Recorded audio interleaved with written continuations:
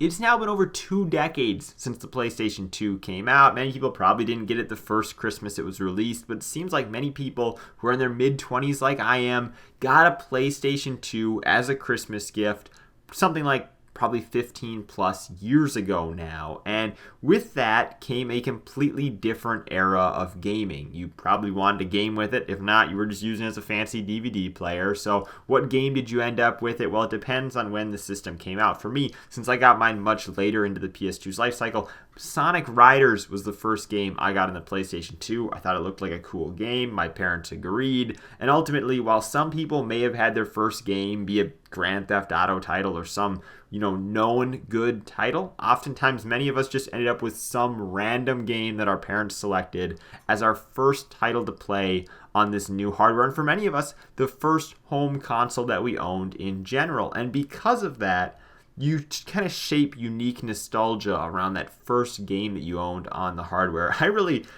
If Sonic Riders came out today, I may buy it. Like, I may buy a remake of it. I have a passing interest in the game. It's not something I'd be super excited about. I'm not a Sonic fan by any means, but I harbor a great deal of nostalgia for a Sonic Riders game that today I would have never bought. And a lot of people on Reddit seem like they harbor great nostalgia for ATV Off-Road Fury 2, a game that came out very early in the PlayStation 2's life cycle and ultimately was one of the first games many people owned on the PlayStation 2. Even if they weren't somebody that was into riding ATVs in real life or anything like that, they just bought it because it looked like a decent game. When you're a kid, all it had to be was a decent game. You didn't do a great deal of research on it. You weren't on YouTube watching video reviews. You weren't on Reddit getting everybody's opinion and kind of forming this mind hive of an idea about the game. It was just a game that you wanted to play and you wanted to enjoy. And because it was that first game that you got on the PlayStation 2, you got it at Christmas, maybe your birthday was 6+ months away, and that was the next time you were able to buy a new title,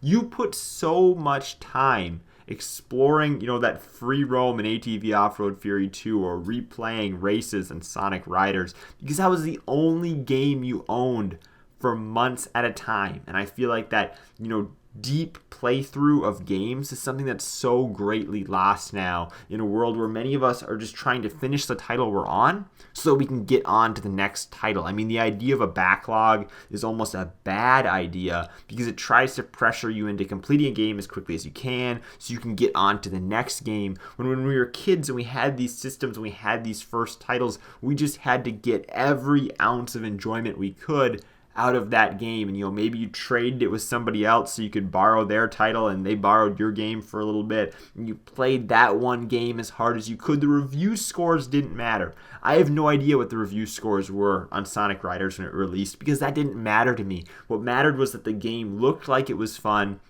and I played the absolute heck out of it. Did it have glitches? Did it have bugs? Of course, but that wasn't something that I was on the internet complaining about. I was just enjoying the game, and I feel like that concept is totally lost in today's world where, Game Pass, it's a great deal, obviously, but it gives you access to so many games. And people say, well, on Game Pass, I'm playing games I otherwise wouldn't have played. Sure, I agree with that. But because you have a wealth of games at your disposal now, be it through Game Pass, be it through the digital libraries we've built up on the, the PlayStation or Xbox ecosystem, be it just through the games that are given away every month, people have access to so many more games than they did in the early 2000s, and that's all well and great. Obviously, that's not a bad thing, but the point is people are not playing into games as deeply as they did before.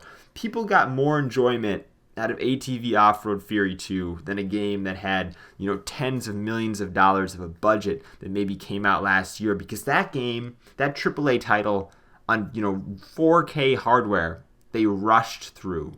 But they took the time to play and enjoy ATV Off-Road Fury 2, which is just, again, some random, arbitrary PlayStation 2 game. So I think if you compare your gaming experience back on your first console as a kid to your gaming experience now, you realize that, with an increased amount of disposable income and the freedom of being a little bit older, you find yourself kind of just rushing from game to game. As adult gamers, it seems like we're so quick to chase the next sale, to add things to the backlog because you got them at at a good price, whatever, and you're just kind of rushing through these games. You're not getting the same sort of depth or enjoyment out of them that you did back then. And we got too caught up in the public shaping its perception of games for us. If the public says the game's no good, we have this idea in our mind that the game is no good. Different games appeal to different people, and obviously every single review is subjective, but it seems like, at least in the Reddit community, we sort of give a game a sort of classification of good or bad because that's what the mind hive thinks, but there can be outliers to that. I think that this year I've spent more time playing NCAA Football 14 on the PlayStation 3